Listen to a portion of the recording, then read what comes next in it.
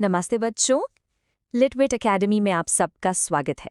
मैं हूं आपकी टीचर और आज हम क्लास 12th फ्लेमिंगो बुक का एक बहुत ही पावरफुल और इंस्पिरेशनल चैप्टर डीप वाटर पढ़ने जा रहे हैं, जिसे विलियम ओ डगलस ने लिखा है। हम शुरुआत करेंगे ऑथर की ही एक लाइन से, जो इस पूरी कहानी का सार है। मौत में तो शांति है, असली आतंक तो सिर्फ मौत के डर में है। ये लाइन हमें बताती है कि ये कहानी डर और उस पर जीत के बारे में है। Okay, let's dive into this. चलिए देखते हैं कि आज की इस क्लास में हम क्या-क्या कवर करेंगे। हम ऑथर इंट्रोडक्शन से शुरू करके पूरी स्टोरी, उसके थीम्स और आखिर में एग्जाम के लिए सबसे इम्पोर्टेंट पॉइंट्स को समझेंगे। तो शुरू करते हैं हमारे पहले सेक्शन से, ऑथर, कॉन्टेक्स्ट एंड कैरेक्टर्स। सबसे पहले लेखक विलियम ओ डगलस के बारे में जानते हैं। डगलस अमेरिका में पैदा हुए थे।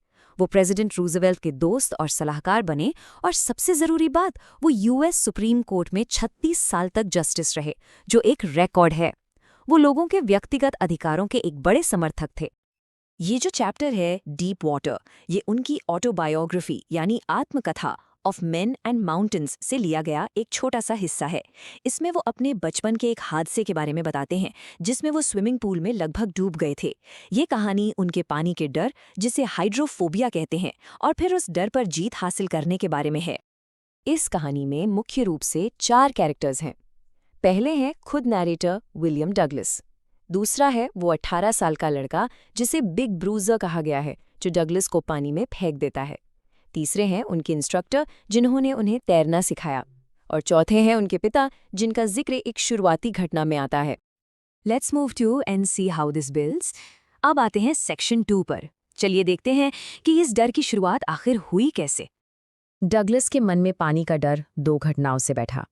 पहली घटना तब हुई जब वो सिर्फ 3-4 साल के थे। कैलिफोर्निया के बीच पर समुंदर की एक तेज लहर उन्हें गिरा देती है। वो डर जाते हैं, पर उनके पापा हंसते हैं। इससे उनके मन में पानी के लिए एक नफरत सी बैठ जाती है। दूसरी घटना तब होती है जब वो 10-11 साल के होते हैं और वाईएमसीए पूल में तैरना सीखने जाते हैं। और अब कहानी का सबसे इम्पोर्टेंट हिस्सा, सेक्शन 3, द ड्राउनिंग मिसएडवेंचर। ये वो हादसा था जिसने उनकी जिंदगी बदल दी। एक दिन डगलस वाईएमसीए पूल पर अकेले थे, दूसरों का इंतजार कर रहे थे। पानी बिल्कुल शांत था, माहौल एकदम शांत था। तभी एक 18 साल का हट्टा-कट्टा लड़का वहां आता है और मजाक में डगलस को उठाकर पूल के गहरे हिस्से में फेंक देता है। नीचे जाते हुए वो घबराए हुए थे, पर होश में थे। उन्होंने 3 बार ऊपर आने की कोशिश की। पहली कोशिश में वो धीरे धीरे ऊपर आए और उन्हें सिर्फ पीला गंदा पानी दिखा। दूसरी कोशिश भी बेकार गई और अब उनके ऊपर एक अनजाना सा डर हावी हो गया। उनके हाथ पैर ने काम करना बंद कर दिया। तीसरी बार जब वो नीचे जाने लगे तो उन्होंने हवा की जगह पानी पी लिया और उनके सामने अंधेरा छा गया। एक पल के लिए सोचिए, जब हम किसी चीज से बहुत ज्यादा डर जाते हैं तो हमारा दिमाग काम करना बंद क्यों कर देता है? डगलस की तरह क्या डर सच में हमें पैरालाइज कर सकता है? और फिर जैसा कि डगलस लिखते हैं, तब सारी कोशिश खत्म हो गई। मैं शांत हो गया, मेरे दिमाग पर एक अंधेरा छा गया।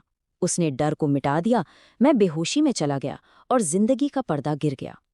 उन्हें लगा कि अब सब खत्म हो चुका है। लेकिन कहानी यहाँ खत्म नहीं होती। अब हम देखेंगे सेक्शन 4, कॉन्करिंग द टेरर। उस डर पर जीत कैसे हासिल की। किसी ने उन्हें बचा लिया था, पर इस हादसे का उन पर बहुत गहरा असर हुआ। ये डर सालों तक उनके साथ रहा। जब भी वो पानी के पास जाते, चाहे वो फिशिंग हो या बोटिंग, वो डर उन पर हावी हो जाता। उनके पैर जम जाते और उनका दिल डर से भर जाता। आखिरकार उन्होंने इस डर का सामना करने का फैसला किया और एक इंस्ट्रक्टर हायर किया। Now what's really interesting about this slide is, देखिए, इंस्ट्रक्टर ने उन्हें बिल्कुल टुकड़ों में तैरना सिखाया। पहले एक बेल्ट और रस्सी की मदद से, फिर पानी के अंदर सांस छोड़ना और बाहर आके सांस लेना सिखाया, फिर पैरों से किक करना सिखाया, और आखिर में इन सब चीजों को जोड़कर एक पूरा स्ट्रोक बनाया। डगलस ने अपने डर को जीतने के लिए प्रोफेशनल हेल्प ली और Aahista Aahista step by step काम किया। क्या आपके जीवन में कोई ऐसी चीज है जिससे आप सीखना चाहते हैं पर डर लगता है? डगलस की तरह पीस बाय पीस अप्रोच कैसे मदद कर सकता है? इंस्ट्रक्टर का काम पूरा हो गया था, पर डगलस का नहीं। उन्हें यकीन करना था कि डर पूरी तरह से चला गया है। इसलिए वो अकेले लेक वेंथवर्थ जैसी बड़ी झीलों में मीलों तक तैरें, जब तक कि वो पूरी तरह से आज़ाद महसूस नहीं करने लगे। चलिए अब इस कहानी का थोड़ा एनालिसिस करते हैं। Section 5 themes, message end devices. इस चैप्टर के सेंट्रल थीम्स हैं। सबसे पहले डर पर जीत। ये कहानी बताती है कि डर को दृढ़ निश्चय से हराया जा सकता है।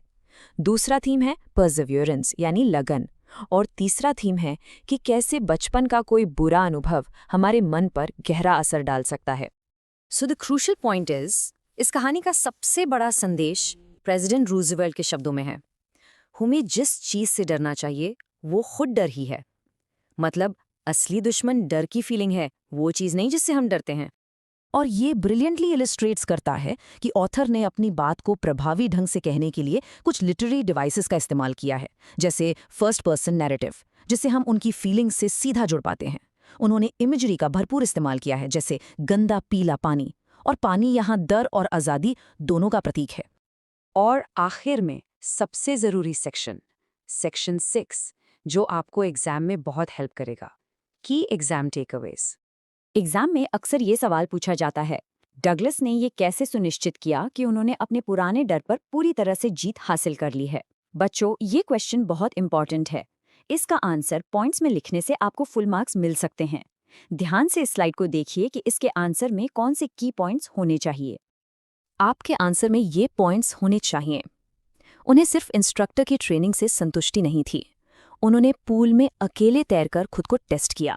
फिर वो लेक वेंटवर्थ गए और 2 मील तक तैरकर अपने डर का सामना किया। और जब वहां डर लौटा तो उन्होंने उसका मजाक उड़ाया। एंड में वार्म लेक जाकर उन्हें एहसास हुआ कि वो सच में आज़ाद हो चुके हैं। मुझे उम्मीद है कि आपको ये चैप्टर अच्छे से समझ आ गया होगा।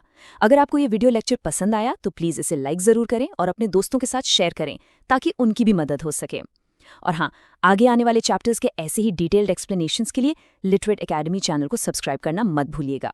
अगली क्लास में मिलते हैं। अपना ख्याल रखिएगा।